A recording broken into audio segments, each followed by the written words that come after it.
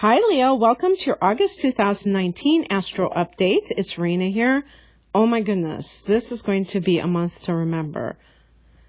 Hopefully, you're actually listening to this in July so you can take advantage of it and just get a good running start as August begins, because you're going to be in the driver's seat. And the reason I say this is that the month of August starts out with new moon energy.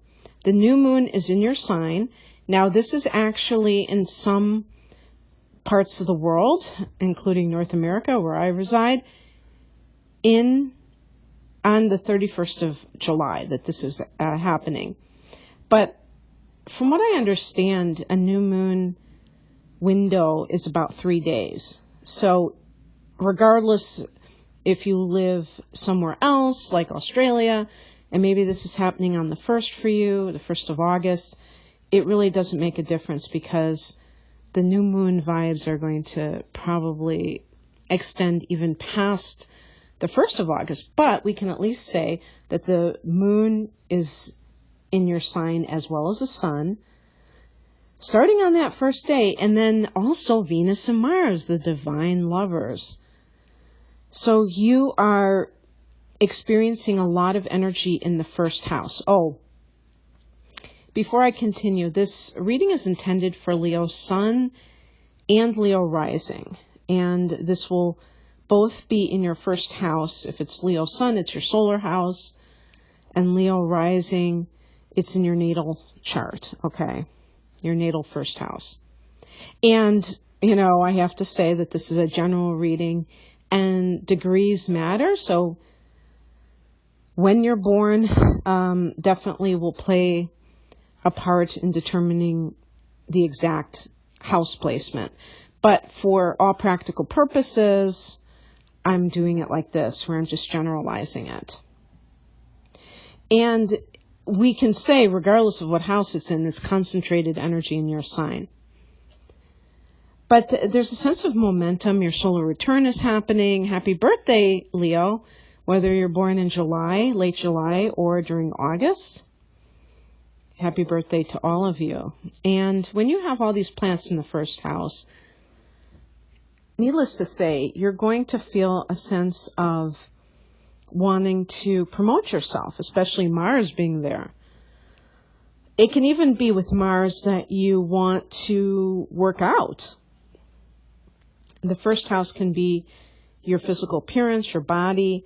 Venus is there, so you may be looking good. Regardless of how you see yourself, others may be attracted to you for some reason, and that can lead to good stuff as well. This is a wonderful energy for somebody who needs to find a job, because you're going to charm the potential employer, but you're also going to have the confidence with your ruler, the sun, in your first house. It's like you are totally on.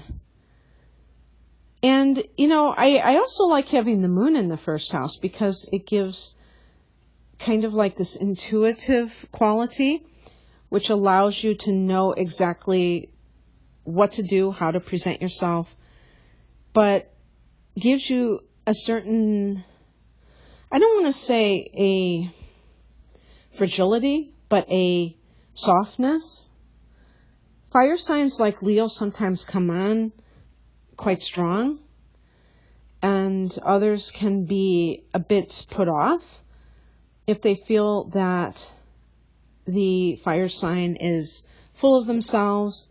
And so I could say you're full of yourself, but in a good way, in the best way, because Leo is a very warm and generous sign when you are balanced, when you are on top of your game. So this is a very strange month in terms of talking about transits, because since there's so much activity in that one house, it's really like a tale of 2 months, because you have a lot of that energy in your sign, and then as the month progresses, things go into Virgo, which is your second house. And I'm not saying that this is so bizarre, because this does happen every year. Obviously, you're going to have the sun change into Virgo and Mercury and all this. But because Mars and Venus are together and they join, and this is towards the end of the month, they actually form an exact conjunction. This doesn't always happen. Sometimes one of them is retrograde, and then they can be quite distant from one another. So this is really cool. And so anyway, you have all this energy in the first house, and as this is happening, Mercury is in the 12th house, and so is the North Node in Cancer. Now, there couldn't be any two different houses in the first and the 12th house. The first house is like the beginning, and so it deals with the physical body. It starts like, kind of like on the surface, so to speak. The first years of life. The 12th house is past lives. That's how different it is. And it also deals with unfinished business, karmic entanglements. And with the North Node transiting that 12th house, you may really feel this sense of destiny kind of beckoning you, but in a very quiet way, a very subtle way. You may feel, Leo, that there are things that you have not really dealt with, that the 12th house represents, repressed memories, for example, that you would like to deal with in a way that relates to spirituality. So who knows, maybe you will attract a teacher, somebody who can help you navigate this very kind of, I don't know if I'd call it convoluted house, or a house that's confusing because of the connection to Neptune. That's the ruler of the 12th. And Neptune is dream time, is fantasy, and sometimes fantasy and reality get confused. And so there can be a lot of wondering, am I imagining this? Is this really what I need to work on? The 12th house can be the things that trip you up in life, addictions, patterns that are habituated patterns that's so much familiar to you that they become second nature. And it's like you're on autopilot and you do certain things, and then you say to yourself, why do I keep doing this thing? Because you haven't really recognized that you can change it. You just accept that it's a part of you. And I mean, I'm not against people accepting even the things that we would call faults, because you don't want to reject yourself. But they're really not who you are. They've been acquired through trauma, through misunderstandings, and they become your go-to behaviors. And with the North Node transiting this 12th house until I believe it's next March in 2020, this is more time to, I would say, simply observe what is going on around you.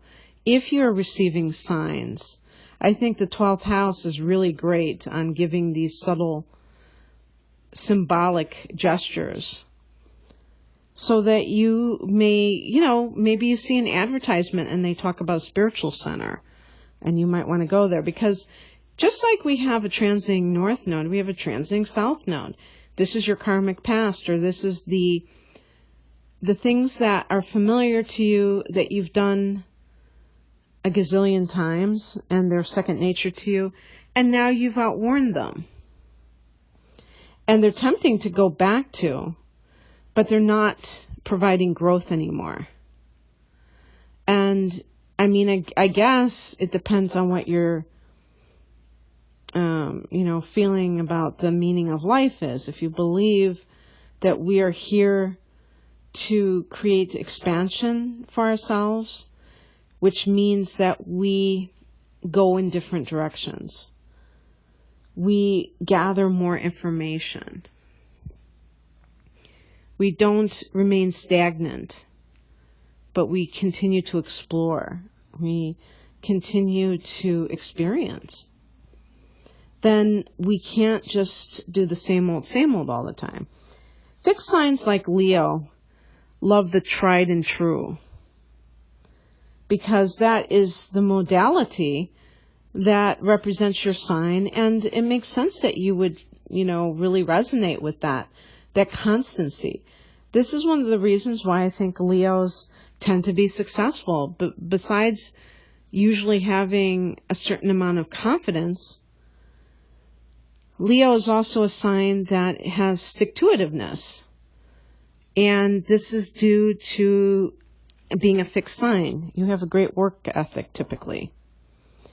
And the problem is when you're doing something that is self-destructive or just doesn't get you where you want to go, you can tend to get in that same habitual pattern, and that can be hard to break out of. So by constantly embracing the new, not like somebody who is very flighty and is just always looking for new stimulation. That's the other extreme. But I'm just saying, being receptive to new experiences, that's all it takes to begin to see change happen in your life and to bring in some new energy.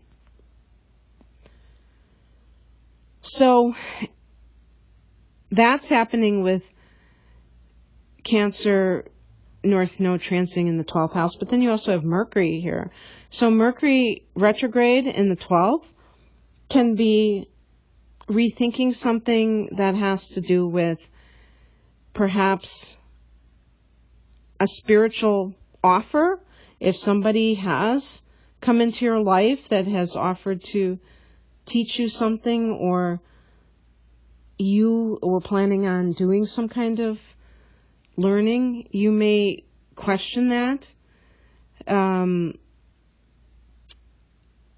Mercury goes direct on the same day as the new moon in Leo, but it will remain in Cancer until the 11th, and then it goes into your sign. So in that first 10 days or so, you are going to be kind of going back in your mind about some kind of a decision.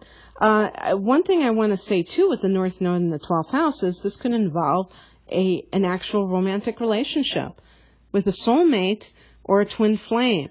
Now, whether or not this is somebody that you have just met in the last year or so, or if this is somebody, and I'm talking about since the North Node has transited that 12th house, or if this is an old flame that happens to be a twin flame, you may be kind of rethinking that. Is this person who I think that they are? Or am I kind of like overblowing it because I want it to be that way? Because when Mercury's in the 12th house, your thinking can be muddled. It can be wishful thinking. It can be distorted thinking. So you have to be on point until the 11th. And maybe it's not a great time to make decisions when Mercury is in the 12th house, because your logic may have gone bye-bye. Obviously, you have to use your intuition based on your own particular unique experiences that are going on for you this August. But I just am providing that as an observation. On the 11th, Jupiter turns direct in Sag, And this is the 5th house for you. So, all systems are going, all systems go. Is that how you say it? When it comes to 5th house matters, which is love, which is creativity. You rule the 5th house. So this is an important transit because Jupiter is such a big planet that its retrograde may have affected you since you rule that house. And now it's direct, and things related to creativity, children, and your pastimes, the things that you do for fun. Maybe you had to curtail them for some reason, and now you're just really enjoying adding them back into your life. Uranus goes retrograde, and this is in your 10th house. So while Uranus is in Taurus, I think for the next 7 years, this is a time that you're going to have to be flexible, Leo. And I'm talking about for the next however many years it is. I believe it's 7. You may find that there are wild swings when it comes to career matters. But remember that wild swings can be something that actually benefits you, where you take this seemingly random turn and it turns out to be your greatest success ever. So there's a lot to be said for erratic influences like Uranus. It can be just what you need to take your career to heights that you never imagined it. But it will require that you are flexible because, again, as I stated earlier, you don't necessarily like change, and Uranus's middle name is change. That's just the nature of Uranus. And now it's going retrograde, and it's not getting any more stable. So just keep that in mind. And anything that comes your way, and it could include an offer, don't dismiss it out of hand, even if it seems weird. Uranus can be about something that is weird, that you never considered, whether it's a type of job, and especially the type of work. For instance, let's say you work in a bank. I don't know how many Leos would do that, but there might be some. And somebody comes into the bank and they say, you know what, you have a great voice. Have you ever thought about doing voiceover work? And it just seems so far out of your, pay grade or whatever you want to call it, or skill set. And you kind of just laugh it off. But if you were to actually take that person up on it, even though you never even thought in a million years about that, it could end up being something that, propels you to new heights.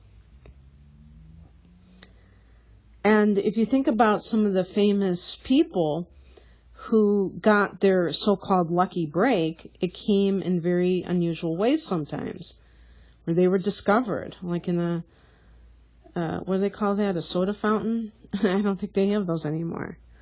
But like a drugstore, whatever they call those things. Wasn't it Lana Turner or something? That's just something, sometimes those are myths, but sometimes people do get discovered. I'm talking about in show business. Obviously, if you're an accountant, you don't get discovered usually. You get referred. That's more conservative, so to speak. Okay. Anyway, so that's happening, and Mercury is going into your sign, going into that first house.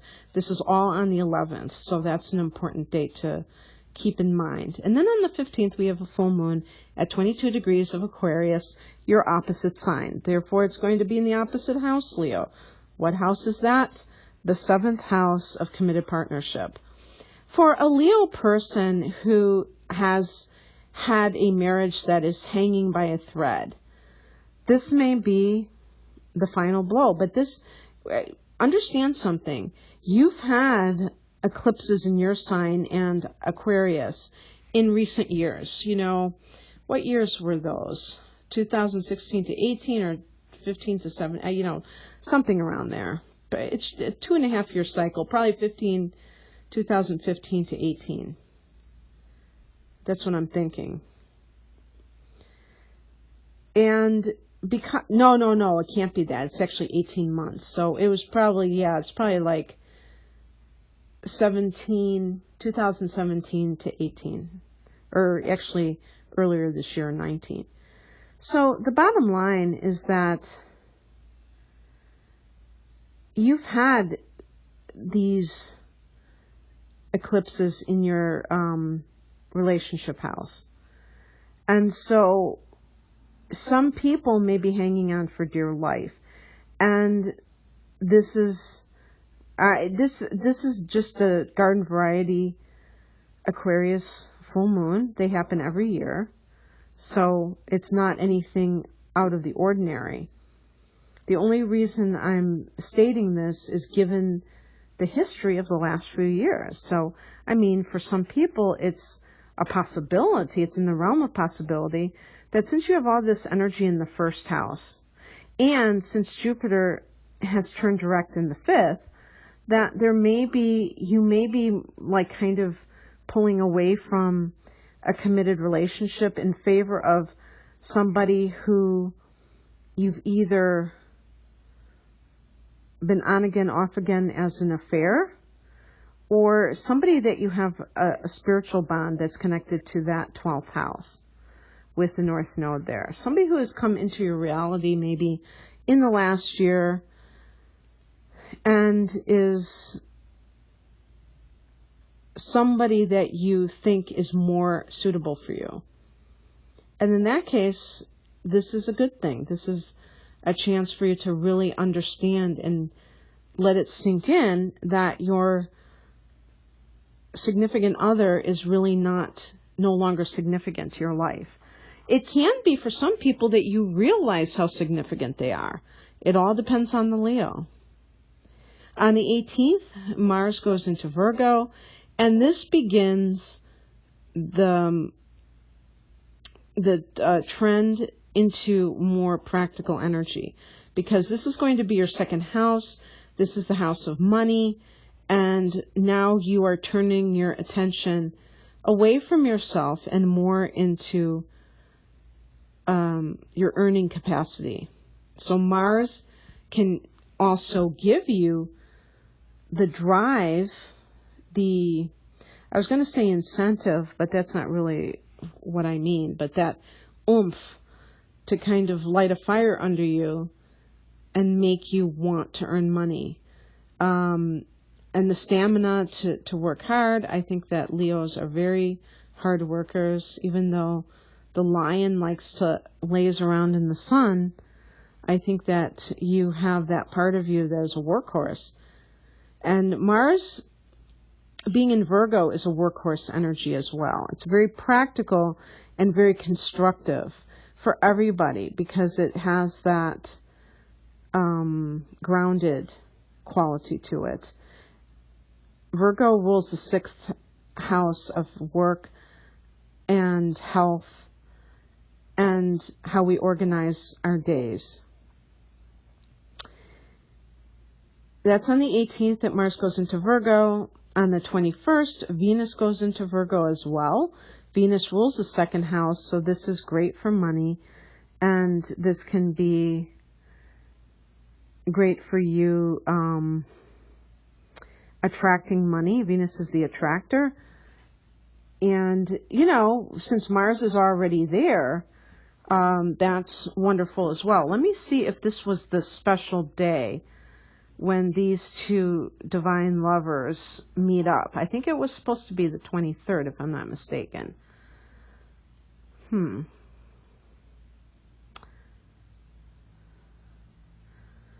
I guess it's the 24th.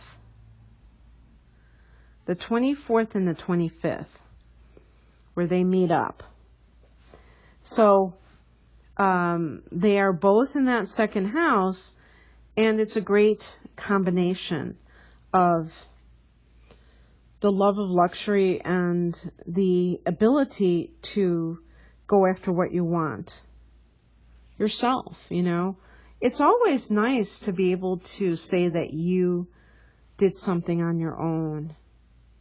It wasn't that, you know, it's okay to accept a gift, but it's nice when you can feel that sense of accomplishment, that you earned a nice amount of money for yourself, and it was all with the sweat of your own brow. On the 23rd, the sun goes into Virgo too, so we have the sun going into that second house, your ruler. So again, just more emphasis on the practical side of life. And you may also be looking at your budget, if you even use that word in your life, because you may feel this need to do something to make the most out of the money that you earn. On the 29th, Mercury goes into Virgo, so it joins the party there. Wow. Now you've got so much in that second house. And Mercury has your mind on your money. And you may be crunching numbers, and you may be kind of planning things out, coming up with brainstorming, coming up with ideas of income streams, more than one. On the 30th, we have a new moon at 6 degrees of Virgo in, wait for it, that second house. So much going on there. So as we end the month, we have the Sun,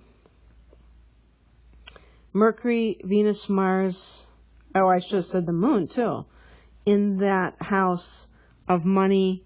So that could be a big story for you as the month ends about your financial situation, possibly improving quite a bit going into September.